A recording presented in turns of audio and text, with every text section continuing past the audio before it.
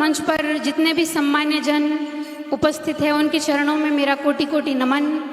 और इस मेले के पावन पर्व पर दूर दराज से पधारे हुए सभी भक्तजनों का हार्दिक स्वागत और अभिनंदन। जिस भूमि पर हम बैठे हैं वो भूमि कोई साधारण भूमि नहीं है। ये गुरु महाराज जाम्बू जी की वो कर्म भूमि है कि यहीं समीप में पीपासर गांव में गुरु महाराज जाम्बू जी का जन्म हुआ और समराथल धोरे पर गुरु महाराज जाम्बू जी ने 27 वर्ष तक गायें चराई और उसके बाद में उन्होंने धर्म का प्रचार प्रसार किया। और ज्योति स्वरूप गुरु महाराज जाम्बू जी इस मुक्तिधाम मुकाम के मंदिर में उपस्थित है और हम सभी लोग प्रतिवर्ष मेले में उनका दर्शन करने के लिए आते हैं क्योंकि वो साक्षात ज्योति के रूप में यहाँ विराजमान है। तो मैं आप सभी लोगों को अपनी कुछ बातें निवेदन करने के लिए आई हूँ। केवल 5 मिनट का समय लूँगी तो शांति से बैठकर बात को सुनिएगा, क्योंकि माताजी पिताजी तो 3-4 दिन से मेले में आए हुए थे। मैं नहीं आ पाई। कई बहनों ने मुझे फ़ोन करके निवेदन किया कि सभी लोग पुरुष तो अपनी बात कहते हैं, उनकी बातें सुनी जाती है, पर हमारी बातें कोई कहे समाज के सामने। आप हमारी आवाज़ बन के कम से कम थोड़ी सी बातें समाज के बीच में रखें। तो 5 मिनट में कहूँगी कि शांति से मंच पर बैठकर आप सभी लोग सुनिएगा ज़रूर। मुझे गर्व होता है कि मैं बिश्नोई समाज की बेटी हूँ। और ये गर्व क्यों होता है? क्योंकि गुरु महाराज जाम्बू जी ने इतना सुंदर 29 नियम प्रदान करके ये बिश्नोई पंथ प्रारंभ किया।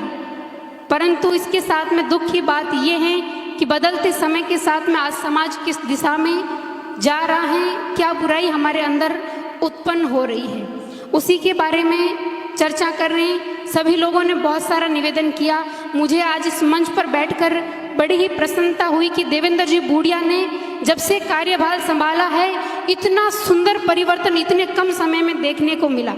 और मैं आपसे कहूँगी कि जितनी भी युवा पीढ़ी मुझसे मिलती है वो यही कहती है कि हम समाज में पैसे क्यों दें, हम महासभा में पैसे क्यों चढ़ाएं, क्योंकि वो पैसों का क्या करते हैं हमें क्या पता।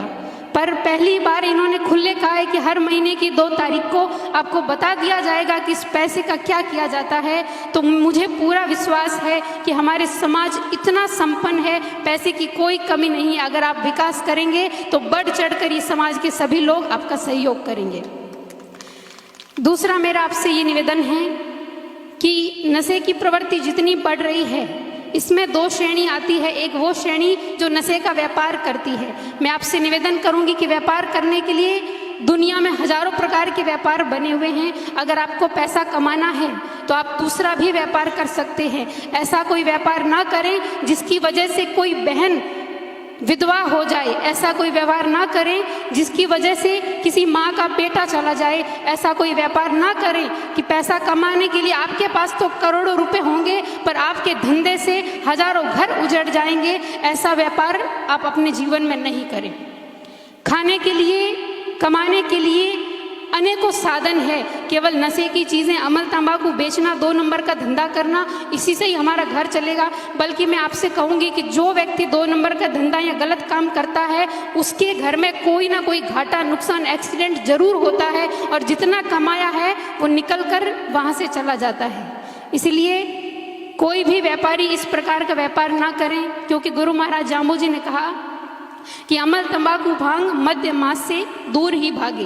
कि खाना तो दूर की बात है, उस चीज़ों को स्पर्श भी नहीं करना चाहिए, तो व्यापार करना तो बहुत दूर की बात है। दूसरा, आज हम समाज में देख रहे हैं कि रिश्ते बहुत ज़्यादा टूट रहे हैं और इन रिश्तों को टूटने की वजह क्या है कि कुछ तो लोग इधर उधर बातें करते रहते हैं। तो कान के कच्चे लोगों की बातें सुनकर ही अगर कोई व्यक्ति धर्म का अच्छा काम करता है या कुछ पैसों के लिए, कुछ अपने निजी स्वार्थों के लिए रिश्ते तोड़ लेते हैं। परंतु मैं आपसे कहूँगी कि कुछ बहनें इतनी पीड़ित है कि उन्होंने मुझे अपने घाव दिखाए हैं। किसी ने तार से मार खाई है, किसी को उसको करंट देकर मारने की कोशिश की गई है, उसके शरीर पर करंट फूटा हुआ मैंने अपनी आंखों से देखा है। और ये कौन कर रहा है? जो व्यक्ति स्मैक पीते हैं, नशे करते हैं। समझदार पढ़ा लिखा व्यक्ति कभी ऐसा काम नहीं कर सकता। इसीलिए कोई भी माता पिता कतराते हैं कि हम अपनी बेटी को नशेड़ी के पीछे कैसे भेजें। और आज ये स्थिति बहुत ज़्यादा क्यों आ गई है? क्योंकि पहले बाल विवाह बहुत ज़्यादा होते थे, अभी रुक गए हैं, बहुत अच्छी बात है। और जो भी करते हैं उन्हें भी रोकना चाहिए। और बाल विवाह रुक गए हैं ये अच्छी बात है, परंतु जो पहले रिश्ते हो गए हैं और लड़के स्मैक पीने लगे, गांजा पीने लगे, नशा करने लगे, ऐसों के पीछे भला लड़की कैसे जाएगी? फिर भी लड़के वाले कहते हैं कि अगर लड़की को कहीं और भेज दिया तो दंड देना पड़ेगा, हम तो उससे दंड भरवाएंगे। विचार करो, जिस माँ ने उस बेटी को 9 महीने कोख में पालकर बड़ा किया, जिस पिता ने इस पूरी दुनिया से बचाकर उस बेटी को बड़ा करके योग्य बनाया, वो उस स्मैकिये के पीछे मरने के लिए जिंदगी भर अपनी बेटी को कैसे सौंपते? और उस बेटी के पिता से आप किस बात का दंड लेंगे? इसीलिए मैं महासभा से ये निवेदन करूंगी कि एक संगठन ऐसा होना चाहिए। हालांकि मैं उन लोगों की बात नहीं कर रही, कुछ असामाजिक तत्व भी हैं जो बड़ी उम्र में भी अपने बच्चों को छोड़कर जा रही है, कुछ बाहर पढ़ने लिखने भेजा, संस्कारों की कमी से कहीं दूसरे धर्म में छोड़कर भाग रही है। मैं उन असामाजिक तत्वों की बात नहीं कर रही, मैं जो सत्य में पीड़ित है, जो दुखी है, मैं उन बहनों की बात कर रही हूँ कि समाज में एक ऐसा संगठन होना चाहिए जो पीड़ित बहनों को न्याय दिलवा सके, जिनके ऊपर अत्याचार हो रहा है उन्हें, उनके ससुराल वाले जो उन्हें प्रताड़ित करते हैं उनसे बचाकर उन्हें सुखी जीवन प्रदान किया जा सके। और मेरा अंतिम और आखिरी निवेदन आपसे ये है कि सोशल मीडिया का जो गंदा प्रयोग आजकल चल रहा है, उसे मैं हाथ जोड़कर निवेदन करती हूँ कि आप इस मुकान के मंदिर के इस प्रांगण में बैठे हैं, ये इतना पवित्र प्रांगण है, अगर यहाँ आज संकल्प कर लेंगे तो मुझे पूर्ण विश्वास है कि आप इस संकल्प को कभी तोड़ेंगे नहीं। क्योंकि पढ़ाई करते करते मोस्ट ऑफ मेरे अदर कास्ट के फ्रेंड सर्किल रहा है, वो हमेशा कहते हैं कि अगर नेट पे सर्च करो बिश्नोई समाज की रिकॉर्डिंग मिलेगी, हमारी जाति की तुम करके दिखाओ। हमने कई घंटों तक बहस की, इस जाति की उस जाति की, किसी भी जाति की कोई ऐसी चीज़ें नहीं मिलेगी, परंतु बड़ी बड़ी थंबनेल के साथ बिश्नोई समाज की रिकॉर्डिंग, बिश्नोई समाज का वीडियो। क्यों? ये यूट्यूब या किसी भी चीज़ पर थोड़े से पैसे कमाने के लिए, व्यूज़ पाने के लिए आप समाज को बदनाम कर रहे हो। ये किसी और की बदनामी नहीं है, ये अपने समाज की बदनामी है। और अगर समाज के समझदार लोग, मैं ये गुरु महाराज के मंदिर के सामने खड़ी हूँ और मैं पूर्ण विश्वास से कहती हूँ कि मुझे कभी कोई व्यक्ति गंदी पोस्ट नहीं भेजता और ना ही मैं कभी ऐसे लोगों के कांटेक्ट में हूँ। क्यों? क्योंकि उन्हें पता है कि व्यक्ति कैसा है। तो आप ये संकल्प लीजिए कि कोई भी व्यक्ति आपको गलत पोस्ट शेयर करता है तो आप उन्हें कहिए कि ऐसी पोस्ट अगर हमें भेजी तो हम आपसे बात नहीं करेंगे। दूसरी बात यह कि जो व्यक्ति ऐसी चीज़ें समाज की फॉरवर्ड करता है, आगे भेजता है, उसे गुरु महाराज के इस मंदिर में ये कसम खानी होगी कि फॉरवर्ड करते समय एक बार ये जरूर सोच लेना कि ये रिकॉर्डिंग या ये फोटो अगर मेरी बहन का होता तो भी क्या मैं इसे आगे भेजता? क्या आपकी बहन का होता तो क्या आप उसे आगे भेजते? वो किसी की बहन है, किसी की बेटी है, गलती सबसे होती है। अगर गलती हुई है किसी से तो उसे उसके परिवार के पास जाइए, उसके घर वालों को समझाइए, उसे बैठकर समझाइए। आप दुनिया में ढिंढोरा पीटने से, दुनिया में उन चीज़ों को वायरल करने से केवल समाज की बदनामी होगी। इसलिए आप समाज की बदनामी नहीं करें, इस सोशल मीडिया का गलत प्रयोग ना करें।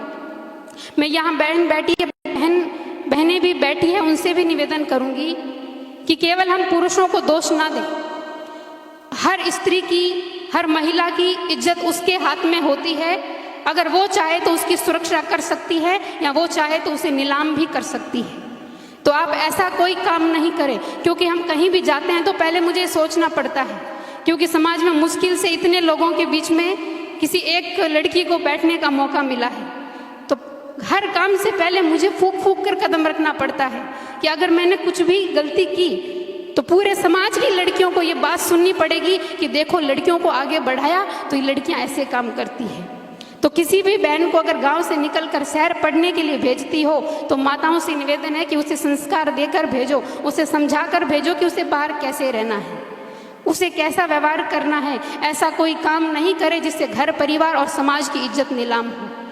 जिसे हमें नीचा देखना पड़े। तो अपनी बेटियों को भी अच्छे संस्कार दें। बहनों से निवेदन करूंगी कि पूरे घर परिवार का सोचकर काम करें कि अगर मैंने कुछ गलत काम किया तो मेरे गांव की 100 बेटियों को बाहर पढ़ने जाने के लिए रोका जाएगा कि उसकी बेटी को भेजा था, वो ऐसा काम करके आई, तो हमें भी अपनी बेटी को बाहर नहीं निकालना। आपकी वजह से हजारों बेटियों की पढ़ाई रुकेगी, हजारों बेटियों का भविष्य खराब होगा। इसलिए मैं बहनों से निवेदन करूंगी कि आप कोई भी गलत काम करने से पहले अनेकों समाज के बारे में सोच लीजिए।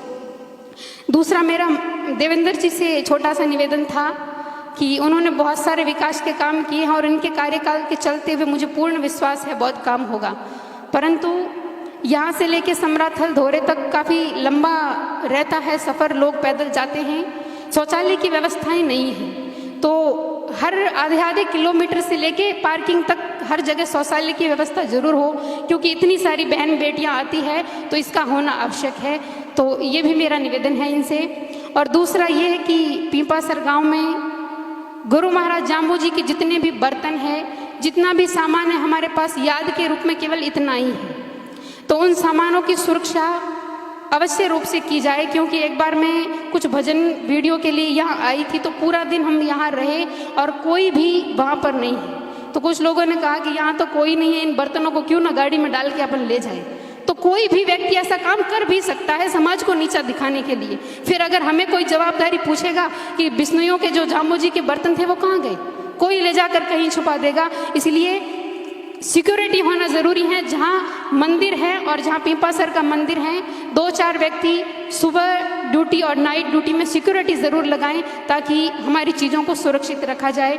इसी के साथ मैं आपसे यही निवेदन करूंगी कि गुरु महाराज जाम्बू जी के मंदिर में बैठे हैं, इस भूमि पर आप सभी लोग बहुत श्रद्धा और विश्वास से आए हैं। तो गुरु महाराज जाम्बू जी ने कहा था कि उत्तम कुली का उत्तम न होएबा कारण क्रिया सारू। उत्तम कुल में जन्म लेने से हम उत्तम नहीं होते, अगर हम 29 नियमों का पालन करेंगे तभी हम बिश्नोई कहलाने के योग्य है। इसीलिए यहाँ आए हैं तो ज़रूर कुछ न कुछ संकल्प लेकर जाएं कि मेरे अंदर कुछ अवगुण हैं, उन अवगुणों का मैं त्याग करूं और कुछ अच्छी बातें यहाँ से लेकर जाऊं। क्योंकि जो गुरु महाराज की बातों पर चलेगा वही सही मायने में गुरु महाराज का अनुयायी है। और ये बात मैं नहीं कह रही, ये बात स्वयं गुरु महाराज जाम्बू जी ने कही है कि गुणिया म्हारा सुगुणा चेला, मैं सुगुणा का दासू, सुगुणा होय से स्वर्गे जैसे नुगरा रहा निरासू।